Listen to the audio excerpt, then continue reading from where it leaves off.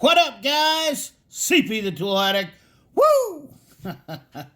Boy, oh boy, do I have a good one for you today. You see, we got our friend Mr. Lineman trigger pull gauge out, and we're going to do a little bit of back drag testing, but I also wanted to talk about the new 120 XP gear wrench ratchet on it. This is the locking flex. We're going to talk about that, but stick around in the video because you're going to not want to miss this one.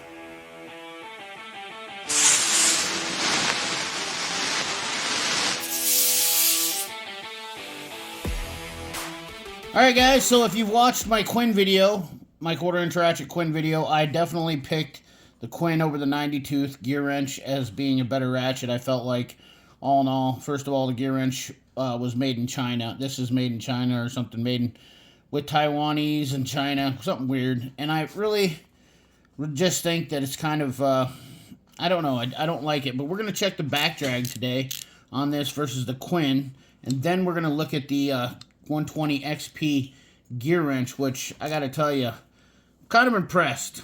And before I get too far into testing those, we're going to talk about this real quick, and then we're going to get into the back drag testing. So you're going to want to stick around because I don't know if I might have found the lowest back drag ratchet on the market or not. But one of these three might surprise you. So the new 120 XP gear wrench ratchet. Let me peel this deal off here real quick.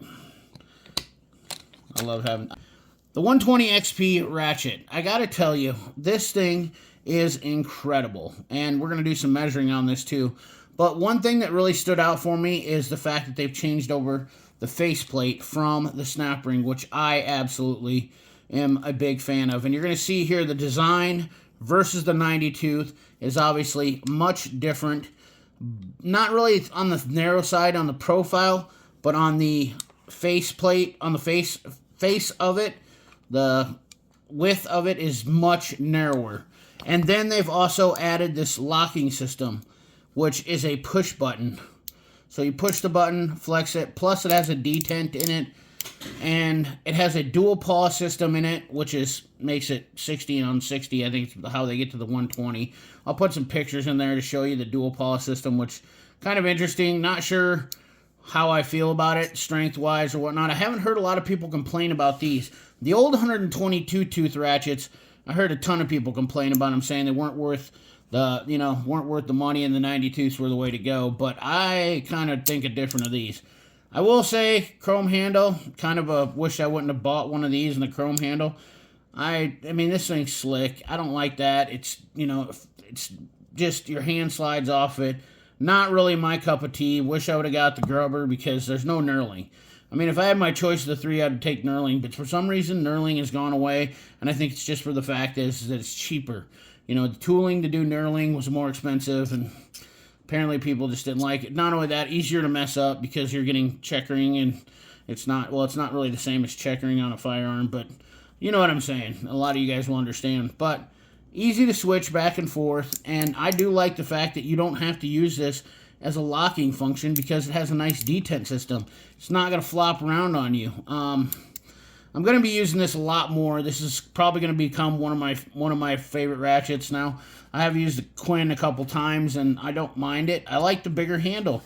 Honestly, I wish I could put this size handle because I don't like this gear wrench handle and a 1/4 inch on this one. And you guys know I have a ton of ratchets, but man, this thing is super buttery smooth, and for a 1/4 inch, it's absolutely insane. We're going to test this on the trigger pull gauge and see if we actually got ourselves a real nice back drag ratchet. But let's break out the dial calipers, take the digital calipers, take some measurements.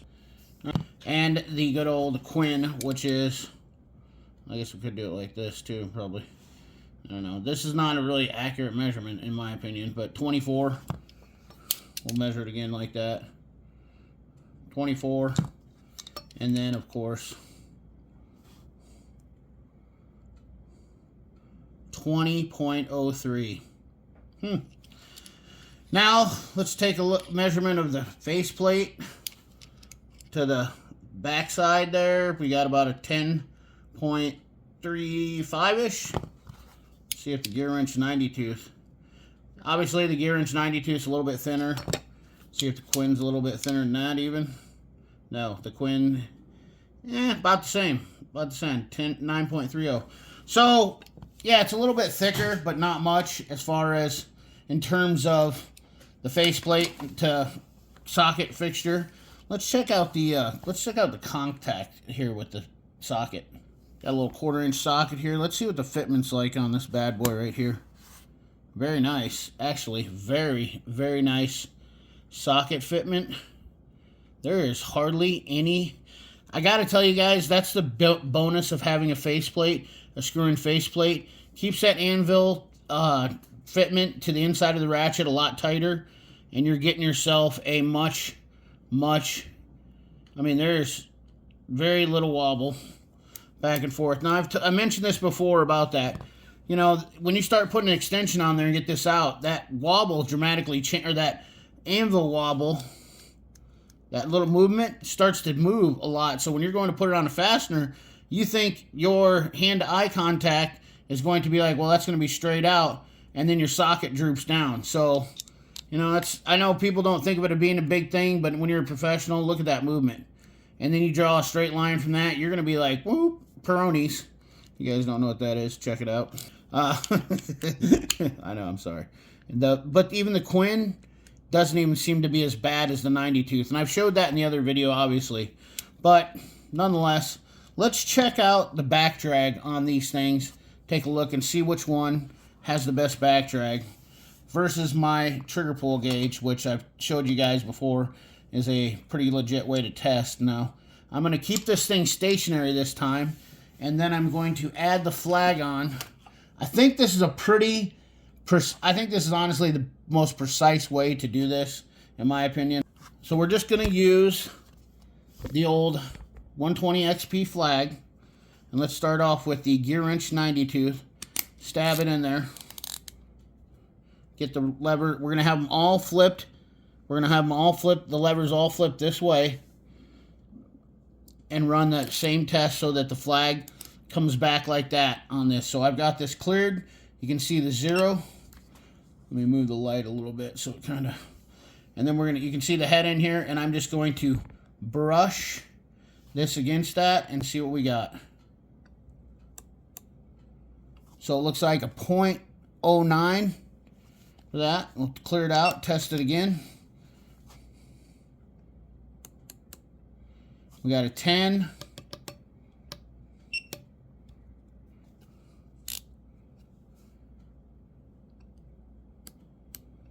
And we got a 10 for the back drag on that.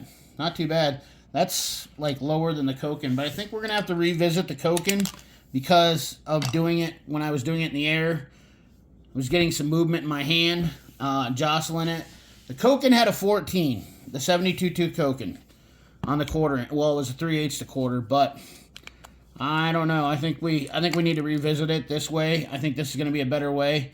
I don't like the method of using the fishing string because, once again, when you're introducing much more human contact with that, I think it just doesn't work well. This is going to be a more consistent way because all I'm doing is making one little pass like that, and there's no extra movement. So let's check the Quinn out now. I'm going to have to keep this pin. We're going to have to go back to this gear wrench. I'm going to have to put this pin right on that red dot so so we're having the same point of contact. So when they're doing this test here, we're going to do the GEARWRENCH flag and make sure that 1/4 inch so you guys can watch me. But we're going to keep that 1/4 inch right on there so we're having the same spot and getting the same results every time. Move that back. 13. I think we're getting very consistent results now. 10, and it did feel a little bit lighter, like it passed by a tough spot in the gear. 11, okay. So in between 10 and 13, 11. Let's retest the GEARWRENCH 90 tooth. I think the 120 XP is going to be really impressive because these things are showing this light. It's going to be way lighter for them. All right, let's do the 90 tooth again. We got 10. 1.0, excuse me. I keep saying 10. 11. The gear wrench might be breaking in a little bit from me using it. 10. I tell you what, I really thought the back drag on the gear wrench, or the Quinn, was better than the gear wrench, but maybe the gear wrench is breaking in. We got a .09.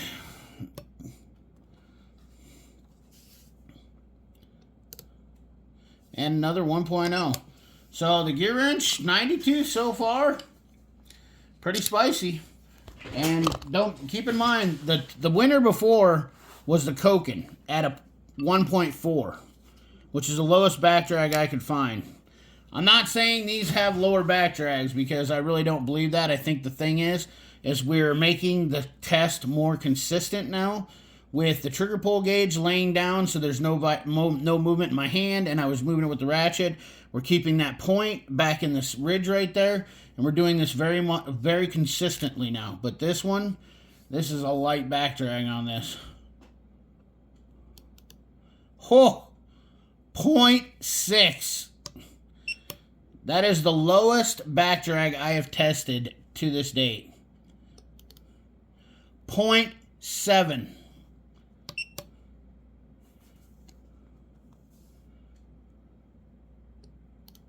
0.6.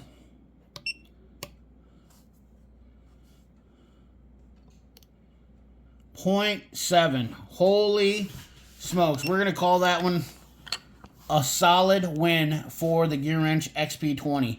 Now, here's my thing. My final thoughts here. Y'all know I don't like Apex tools. I don't like GEARWRENCH. I don't have that much GEARWRENCH. Not a big fan of Harbor Freight. I don't have that much Harbor Freight. In fact, I've bought 2 tools in the last 3 years from Harbor Freight. Two. They're not calling me up and giving me any reward points, I'll tell you that much. But I'm a fair type of guy and giving a fair review. And I gotta tell you, my honest opinion is, I really do like this GEARWRENCH 120 XP. This one is made in Taiwan, not the same as what it says on the, it didn't give you the old made in China, Taiwan, blah, blah, blah. The GEARWRENCH 120 XP says it is made in Taiwan. I was on the fence about this button because I was concerned that you would bump it, but it's very, there's nothing there when you touch it on the back. So the chances of you unlocking it while you're using it, none. But if you had it locked, and then my other concern was, well, if you had it unlocked and you wanted it to flex, you'd bump it. There's probably a chance you could if you slide your hand down, but chances are if you're flexing it, you're not going to run into anything in that way because you're going to keep it kind of protected. So the overall finish of it, the neck on this thing, the yoke on this ratchet, absolutely incredibly beefy, honestly. Definitely went overkill in my opinion. You know, without putting a cheater bar in, which would be stupid anyways. In my opinion, the cheater bar, not really something I find to be conducive. The socket fitment was pretty good. I gotta say, I gotta give it up to Apex, give credit where credit's due. You know, the lever switch is pretty easy. There is a little bit of a hitch in its giddy up when you put a load on it, I will say, though. I did notice that, and I think that has something to do with the dual paw system.